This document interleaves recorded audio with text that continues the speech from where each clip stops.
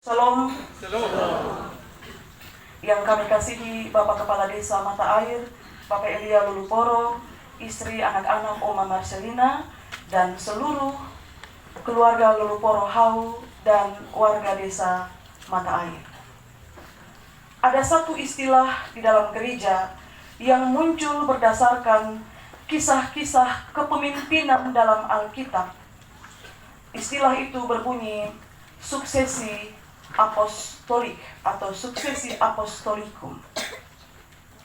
Suksesi apostolikum adalah penyerahan tongkat estafet kepemimpinan atau pelayanan dari pemimpin yang lama kepada pemimpin yang baru. Gereja meyakini bahwa suksesi apostolikum itu berlangsung dalam penyelenggaraan Allah sendiri yang memilih kepada siapa tongkat itu diserahkan. Maka seperti bacaan kita, meskipun Yosua kemudian menjadi pemimpin Israel menggantikan Musa yang telah mati, kepemimpinannya itu bukanlah pemberian Musa atau penunjukan langsung oleh Musa.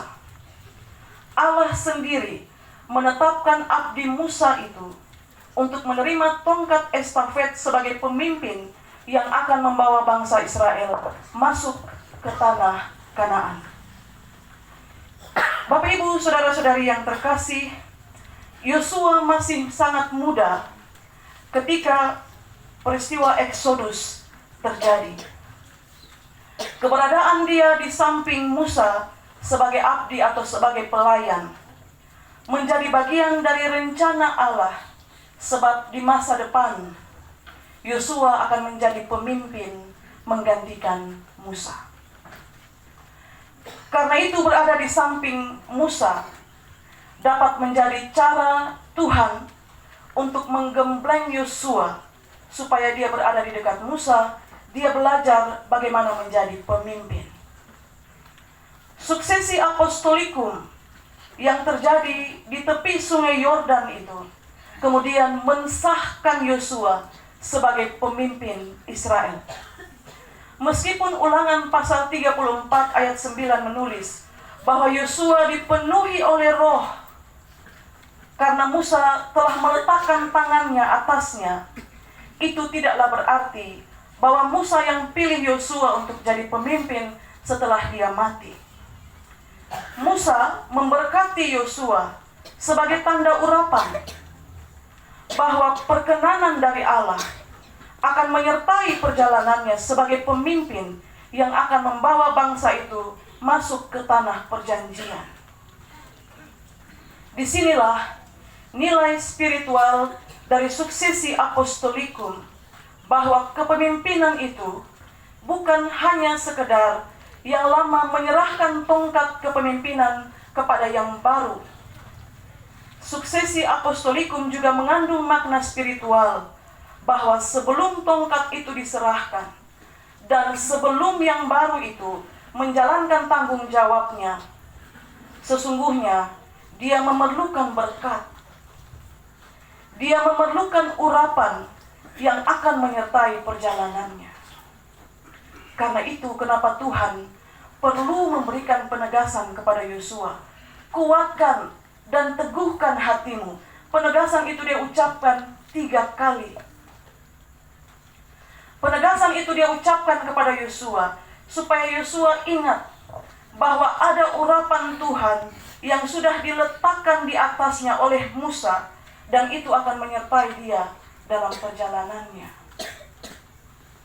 Saat di mana ada tantangan, saat di mana ada cobaan, Yosua tidak boleh kecut dan tawar hati.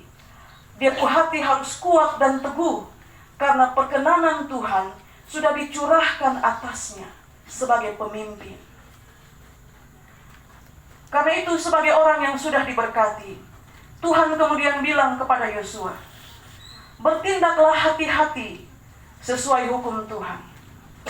Karena engkau sudah diberkati, maka jangan menyimpang ke kanan atau ke kiri. Jangan lupa memperkatakan Taurat Tuhan dan merenungkan Taurat itu siang dan malam.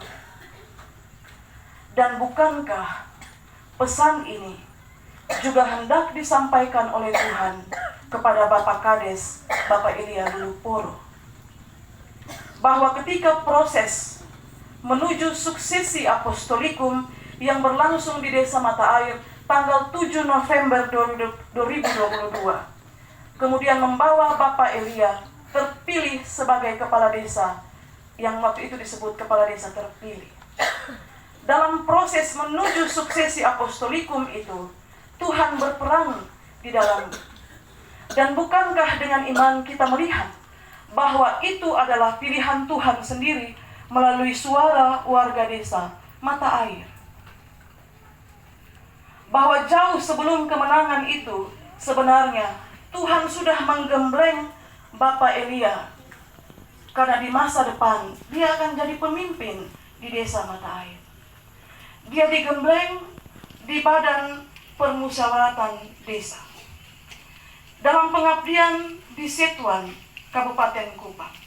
Dan terlebih khusus bahwa penggemblengan itu juga terjadi dalam gereja, ketika dia ada dalam barisan para presbiter Jemaat Getsemani Tarus Timur. Ada jabatan pelayanan, ada jabatan organisasi sebagai sekretaris BP3J. Itu cara Tuhan mempersiapkan.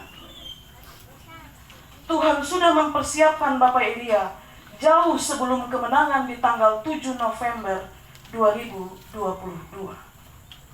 Dan kalau Tuhan sudah berkenan, firman Tuhan bilang, bahkan yang tidak mungkin bagi manusia akan menjadi mungkin bagi Allah.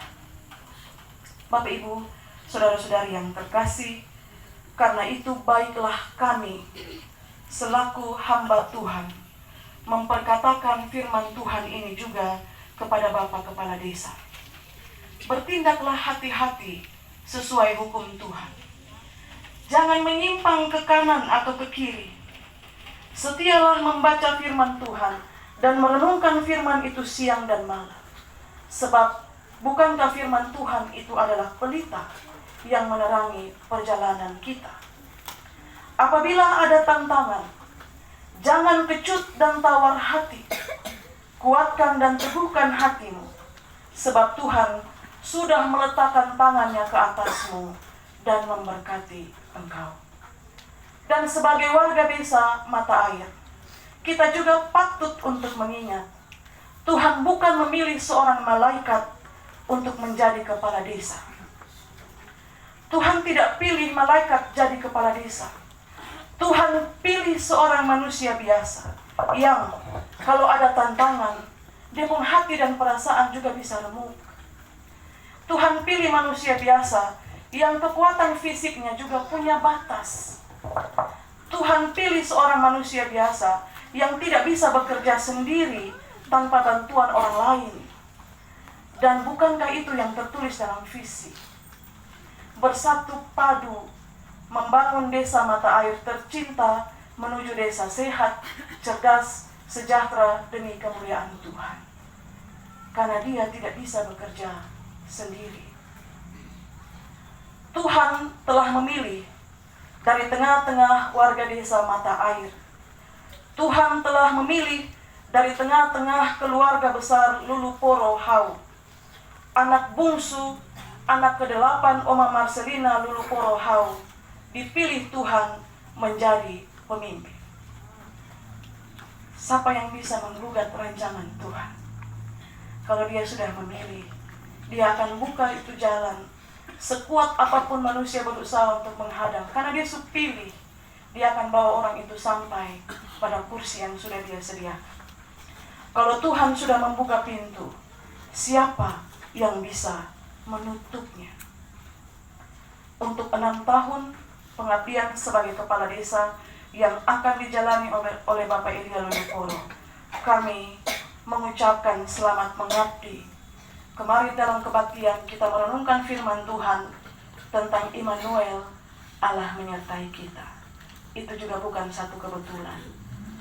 Perenungan firman Tuhan terjadi hampir bersamaan dengan acara pelantikan.